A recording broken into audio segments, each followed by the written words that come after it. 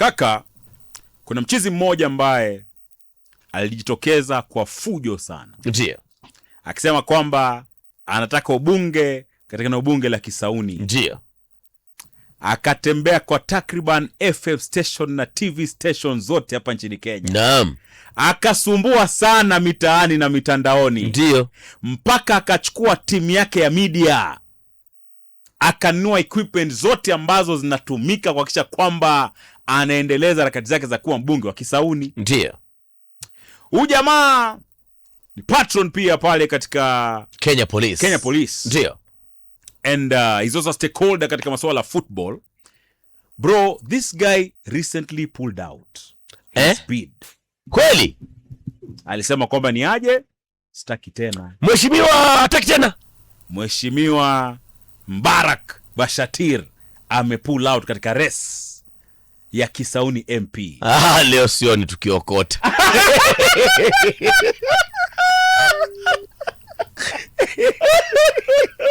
Yani, kwa staili hii, kwa mwendo huu, kama amejitoa kwenye siasa na kampeni, mwanangu inakaa vitu ni balaa bin belwa. Wacha tuone kama tutampata kwenye line Mheshimiwa Mbarak Bashatir. Alafu ni timely kwa sababu tutamuuliza masuala ya FKF. Mwanangu, shida iko wapi? Kwa nini? Inakata. Tafuta upande wa pili wa studio. Mheshimiwa Bashatiri. Naambie ndugu yangu Dilimia bwana. Uko salama? Mimi nashukuru, tuko na mvua tu alhamdulillah bwana. Siku ya leo kidogo tumepata mvua Nairobi yetu South Sea bwana. Kabisa ndugu yangu. Bwana karibu sana mheshimiwa uko hewani. Mimi nashukuru bwana. Kinachoniuma. Naambia bradhangu hapa Mbaruk Mwalimu. Naam. Bwana ulitangaza kwamba wataka ubunge Kisauni. Kweli kabisa. Ukatembea kwa FM station karibia zote na TV station Kenya. Kabisa. Ukapiga kampeni ya kufa mtu pale maeneo ya Kisauni. Ni kweli kabisa. Ukakuwa na media team. Ukanunua equipment zote. Ni kweli ambazo kabisa. Mtu anajitangaza nazo. Kabisa. Alafu mwisho wa siku mheshimiwa na pull out. Hata IBC hajatangaza kampeni zianze. Nashangaa sana mheshimiwa. Naam. Ilikuwaje ndugu yangu? Wajua ndugu yangu Bilimia, katika haya maisha kila mmoja ana ndoto zake. Naam. Na kila mmoja ana malengo yake. Nia yangu na dhamira yangu kubwa ilikuwa ni kuipigania Kisauni. Lakini unajua katika masuala siasa leo zipo kesho hazipo. Naam. Na lengo langu kubwa, jambo la kwanza ni kuhakikisha kwamba mimi niliwaambia wana Kisauni nitakuwa mbunge wa kwanza kuishi ndani ya eneo bunge la Kisauni. Na hilo jambo nimelitimiza. Naam. Na haitawahi kutokea mbunge wote Kisauni kuweza kujiendeleza kimaendeleo kama Mbarak Bashatiri. Naam. Lakini Waswahili wanasema penye watu wengi hakukosi mangi. Unajua siasa bado tuna muda mfupi sana. Naam. Wa kuweza kung'ang'ania kiti cha Kisauni. Lakini mimi nimekaa nikafikiria sana. Unajua siasa ni kama kamari, nipata potea. Lakini mimi nimekaa nikajiuliza katika siasa nilizozunguka na katika watu tuliozunguka nao. Nimekuta kwamba katika swala la siasa hususan, basi mtu mkweli kabisa mwanzo ni mke wako na wazazi wako na watoto wako bas. Umeelewa lakini vizuri sana. Lakini baada ya siasa kuna maisha yanaendelea. Sasa kama mimi sitotengeneza uchumi wangu nikaendelea kujiendeleza, kesho watoto wangu wataniuliza, baba ulikuwa na fedha nyingi sana. Naam. Lakini fedha hizi baba zililiwa kwa makundi na makundi. Umetupangia nini? Umetokea nini? Unasema mheshimiwa? Naam Mbaruk, nilijua utatua mdomo wako. Umewaangalia wananchi. Ukaona huwezi waelewa kwa sababu watakwambia ni wewe. Hujui ni wewe utakayepita ama ni wewe utakayeanguka. Shida moja na Mbaruk utasikia Bashatiri Bashatiri ukiangalia katika watu waliokuzunguka unajiuliza Likoni kuna mgombea wa ubunge. Watu wale wako Likoni. Changamwe wako Changamwe. Nyali wako Nyali. Sasa unakaa unajiuliza sasa hii siasa iko namna gani? Kura yao ya wapi hawa? Mbona siwaelewi? Haki ya Mungu. Ukoona Wacha usifosi kingi sije ukaliwa nyingi. Sasa Mungu alisema bwana, ukipata toa fungu la 10. Kwa hivyo mimi katika wale zile pesa zilizodiwa nilitoa katika fungu la 10. Baraka mheshimiwa. Bili alivyonipatia hizo taarifa.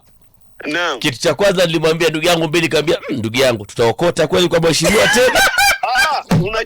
Unajua ngoja nikwambie kitu kimoja. Naam. Mimi namshukuru Mwenyezi Mungu. Naam. Nilichotaka kufanya jambo la kwanza nilikuwa sijafanya siasa, na uza jina la Bashatiri kwa muda mrefu ilikuwa sipo Kisauni. Naam. Lakini hivi sasa katika watu wengi wa Kisauni wameelewa haki zao ziko wapi. Tatizo moja sio kwamba viongozi Pwani hakuna ama Kisauni hakuna. Je, tujiulize watu wa Kisauni na Mombasa wako tayari kubadilika? Ndio swali. Siasa safari hii Waswahili wanasema ukiwa na mkono wa buli basi hutoimbwa jina Bili. Kweli. Hutoimbwa, lakini sasa hivi nataka siku moja nije niwakatie tikiti ya ndege niwatembeze, niwaambie bwana, nilisema sitaki siasa lakini angalia hii miradi niliyoifanya. Je, ningekuwa katika kinyang'anyiro cha siasa ningeyafanya haya yote? Manake mheshimiwa, majuzi katika mkutano mkubwa pale Changamwe, kuna dada mmoja aliamka mbele ya gavana, mbele ya mbunge, mbele ya seneta, mbele ya waziri Ali Hassan Joho. Akatoa kauli ambayo ilinipendeza sana. Kwamba kutoka kwa ofisi ya mbunge wa Changamwe mpaka katika kampuni fulani ni steps 10. Kutoka kwa ofisi ya mbunge mpaka airport ni shilingi 20. Kwa ofisi ya mbunge mpaka KPA ni shilingi 20. Lakini vijana wote pale hakuna aliyepewa hata kazi. Hivi mheshimiwa, kwani hawa vijana ambao hawana kazi wanapiga kampeni mmewapangia nini pale Mombasani? Inasikitisha. Unajua Bilimia, wazungumza maneno kweli, ndio maana Watanzania wakakutafuta wewe na mbao.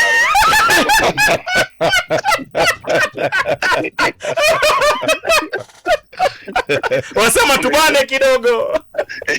Umeelewa?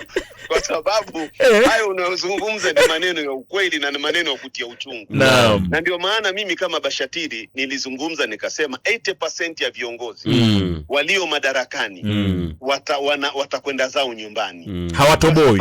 Kwa sababu ni jambo nilifuatilizia yule msichana na ni jambo ambalo kuwa ni jambo la ukweli kabisa ambalo kuwa alilolizungumza linatia uchungu sana. Inasikitisha sana. Watu wengi sana, wasichana wetu wamesoma, wamegraduate, hawana kazi, na ukiangalia tuna refinery, tukiangalia tuna bandari, kampuni tuna mambo mingi sana, lakini ajira hakuna. Wanaishia kuchoma viazi karai, mandazi. Acha viazi karai, bali na viazi karai. Sasa hivi biashara ya chari na mabuyu, ukikata kona waikuta. Bwana waikuta.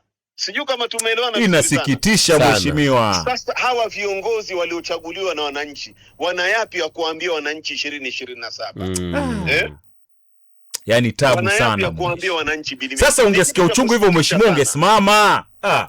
Unasemaje ndugu yangu? Yaani ingekutia uchungu zaidi ungesimama mweshi. Nasema hivi, wajua Bilimia, wewe utakalikuwa niendelee kusimama, tuna miaka miwili alafu atakaniombe fare kwako, niko Nairobi, nikwambia watoto wangu hawajala. Mheshimiwa, mimi nasema hivi, mimi nakusupport ndugu yangu.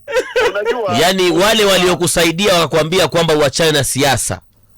Nisikilize vizuri sana. Ndiyo. Nisikilize vizuri sana. Naam.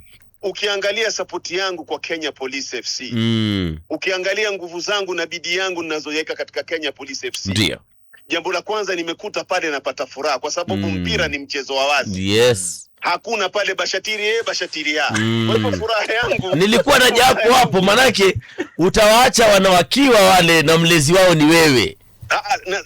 Nasema hivi, Kisauni, mimi ni mwana Kisauni, nimejenga Kisauni, wazazi wangu wa Kisauni, nimezaliwa Kisauni, nimekulia Kisauni. Ndio. Lakini kuna kitu ambacho kinachonihuzunisha mimi. Wananchi wa Kisauni wenyewe hawataki mabadiliko. Watu wa Pwani wa Mombasa wenyewe hawataki kubadilika. That's the problem. Hiyo ndio shida. Kwa sababu ya nini ninachokuambia mimi ndugu yangu Bilimia?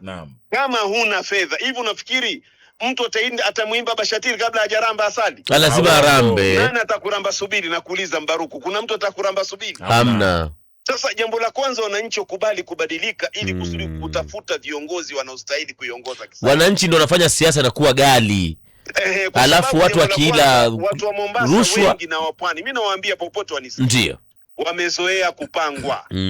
Hawajazoea kujipanga. Okay. Sasa Bilimia unataka kuniambia mimi na Bilimia nataka nikuambie kile nilichokitumia Kisauni na ajenda zangu, na mpaka leo Bilimia ukiniita mimi utaramba tu wewe. Si wewe utaramba tu Mbaruku sichoke. Mheshimiwa ni wewe. Mheshimiwa tukimalizia. Maishani mwako. Naam. Ukuaji kwenye siasa, harakati zako za kazi au pia kwenye ndoa. Naam. Ni kitu gani kimoja ambacho hujawahi kukisema na utaenda nacho kaburini na hutawahi kukisahau? Kitu kimoja tu. Kuliwa pesa kwenye siasa. Amna mheshimiwa, umeliwa kama ngapi? Rough estimation. Nikisema gharama zangu kwa haraka upesi nafikiri hata mita 8 zafika. 8 million. 8 million kitu kama hiyo. Na siasa haijaanza. Na siasa haijaanza. Sasa unaambie Bili ni pengine nina milioni 100 ama nina milioni 80 mpaka ikifika siasa Bili. Inabidi unikute baroda pale na kibakuri naomba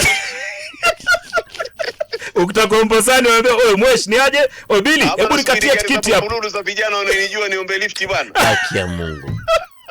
Da.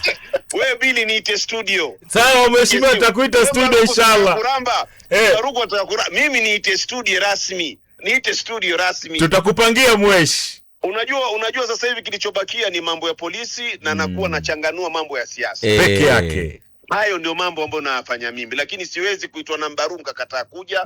Bili huwezi kuniita nikakataa kuja kwa sababu ni wajibu wangu kuizungumzia Kenya na kuwazungumzia wa Kenya. Na kuwaelimisha wa Kenya haki zao za msingi ni zipi. Bwana shukrani sana mheshimiwa kuongea nasi hapa Radio. Kwa bwana Mbaruku. Mbaruku kesho nipigie simu Murambe, maana yake Mbaruku atafuta maneno, siko tayari na wewe. Mheshimiwa, tuna mapenzi makubwa sana kwako ndugu yangu. Mbaruku wajua wewe umpiga kanzu na kofia unatafuta maneno.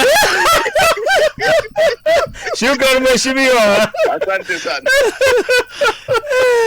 We bro, 8 million. Clean. Bro, siasa ya Kenya iko ghali. Bwana siasa si hasa. Ukipata mali njoo tukulipe. Na hii si ya kusahau. Hii si ya kusahau.